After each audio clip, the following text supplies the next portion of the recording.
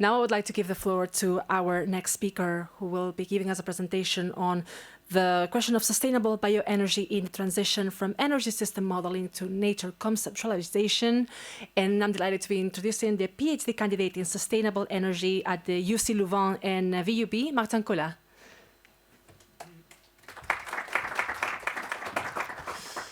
Hello everyone. I'm glad to be here to discuss, and thanks Jérémie for your presentation. It was very clear. So as said, I'm doing a PhD thesis on the role of biomass in Belgium, and we're looking at the Faculty of Engineering in UCLouvain VUB.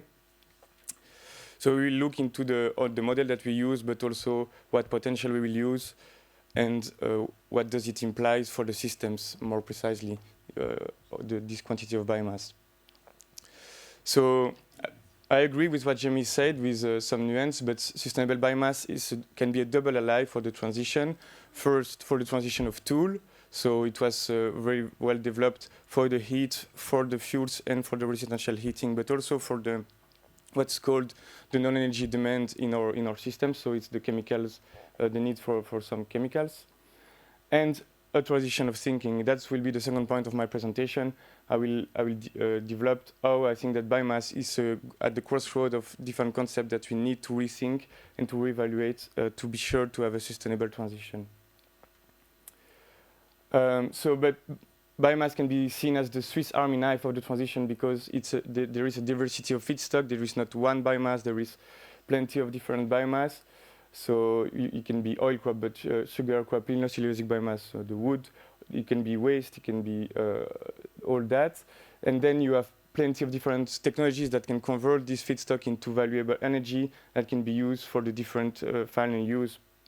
The main one today being heat. And biomass is already present in the different international reports, so it's known. We are using it today, and it will be there in the future. But the question is, what will be the evolution from today to the low carbon energy system? And that's what we are looking at in UCLouvain.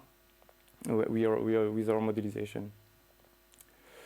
So technically, for the energy system, as I said, we can check as it's versatile. It can be used for different final needs.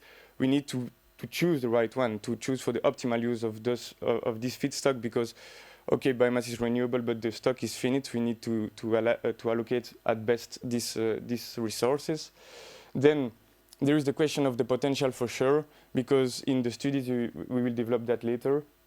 But we see a large range of different potential, and how to consider this potential. Which one is the most pragmatic, or which one is too optimistic, for example. And the last point is about the more philosophical point of view, saying that biomass can change the way we interact with nature and the concept of nature and energy. But first, technically, I will go fast because Jérémie already presented quite well, but I go in a sense, our model show that we will need biomass for the non-energy demand, so the molecules. Today in Belgium, that's the result for Belgium, but in Belgium, we have a large part of our final energy needs that goes to petrochemicals industry, chemicals industry that use energy carriers, but not for energy demand. A very important final need is industrial heat. And in Belgium, it's the main one, the main use of biomass in our modelization for the low carbon systems, because it's there, it's mature, it's quite cheap compared with other solutions. It's also a bit, but less in fewer extent for heavy transportation fuel, so for freight and bus. And residential heating, it's a bit in between, because we model the optimal systems. So in the optimal systems, all the buildings are refurbished. We can install plenty of renewable electricity systems, so wind and solar. So it doesn't appear, but we know that we will use biomass for residential heating in the buildings where it's not possible to be refurbished with the heat pumps, and it can be also used in district heating. And as said and as presented with all those very nice statistics, we already using biomass today, and that's also interesting about biomass, is that we know how it works, we are mature about it, and it can have an evolving role from today's situation to the low carbon situation, and that versatility is really really an ally for the technical part of the transition, because depending on the systems, you can use biomass for this need or the other. But so we want to increase the potential, the contribution we have today. We need to increase if we want to be 100% renewable. But what's the potential? Here it's a bit of review. It's an undergoing work of 3 main European studies. They have different scenarios, and even in the scenarios between the studies, they have large variation, and the internal composition of each is different.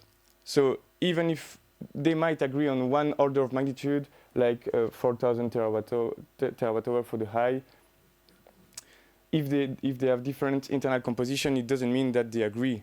They have different assumptions for forestry, they have different assumptions for agricultural residues, or for energy crops. And energy crops it's really uncertain, because it relies on every policy that has an impact, and that's the message here.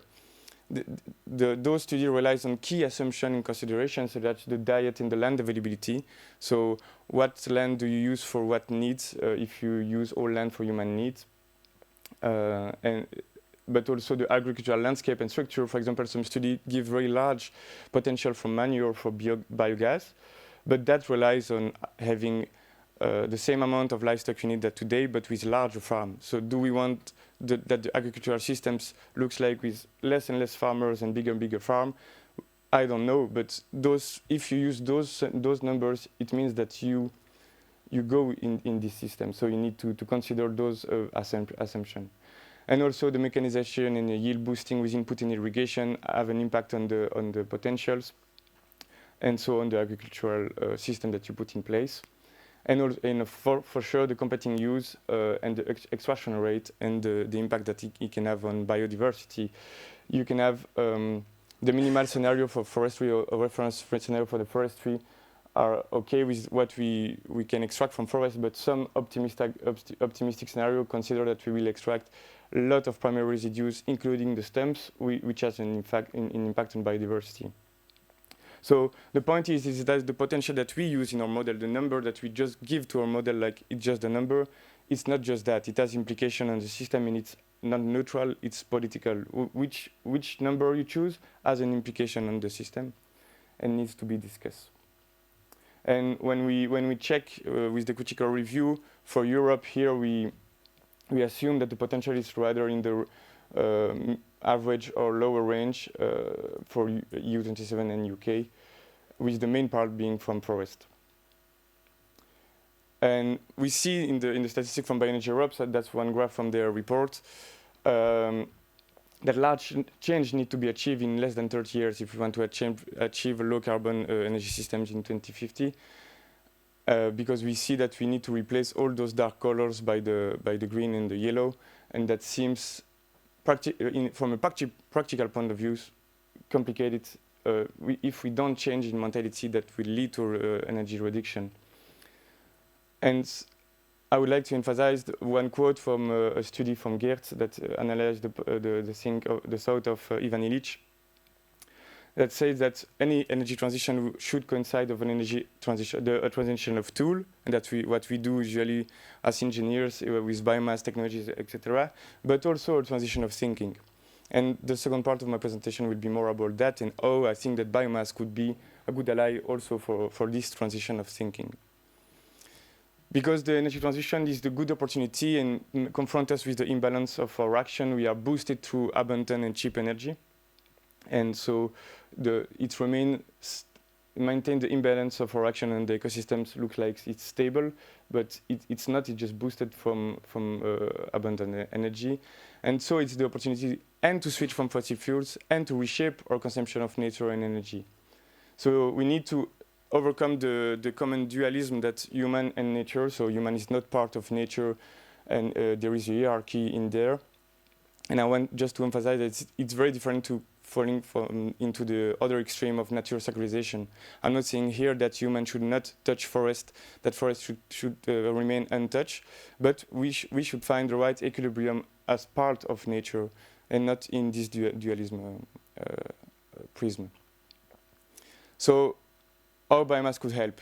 biomass is source of debate in the public opinion. I'm sure you know that. I'm very sure that Bioenergy knows that. And so this public opinion, it makes that it's a pioneer of sustainability standards. Bioenergy is actually one of the only renewable energy that has standard for sustainability to ensure that it complies with some sustainability criteria, for example. And it's shown in the literature that the debate on bioenergy has helped to raise awareness on the practice and sustainable practice that we have for the environment. So it's good food for thought for these sustainability practices. And yeah, why bioenergy is debatable in the public opinion? It's also because it highlights some different conceptualization that we have with our environment. Forest can be, we can have a connection, emotional connection with forest, while you cannot with fossil fuels. So it's really the human nature dualism that is at stake in the debate on the debate of bioenergy, and this topic is also very important for the implication that it has on the ecological crisis. So we see ourselves as completely separated from the environment, for the resource, and we see the non-humans only as usable resource for humans. So we impose productivity-driven logics, and so in industrial life, and it completely obscures the networks of interaction that appears in an ecosystems. So it shows really a problem, because if biomass is only seen through its value for instrumental value for human, then it's endangered the equilibrium of the ecosystem on which it relies. So it's important to think with a systemic view to ensure a sustainable interaction with the ecosystem on which we rely. And so that's more a philosophical debate. But Dominique Bourg, a French philosopher, proposed the new prism of what's called the reflective monism. Monism is make reference to the fact that we are all from the same living world, and reflective is like the specificity of human without being the exception. It's just one specificity among other for all the lived beings. So there is a cohabitation of plurality of form of interaction between human and non-human, and both have the status of subject. So it's really a change, because if you are in alliance with the non-humans and not ecosystemic services, if it's in an alliance, then you take into consideration the needs of every actors, so including trees or forest. So biomass is good for that, because it confronts us with the limit of our ecosystems. It invites us to renew with this constraint of renewability in the term of resource, and to interact with the ecosystem not exclusively with the productivist point of view.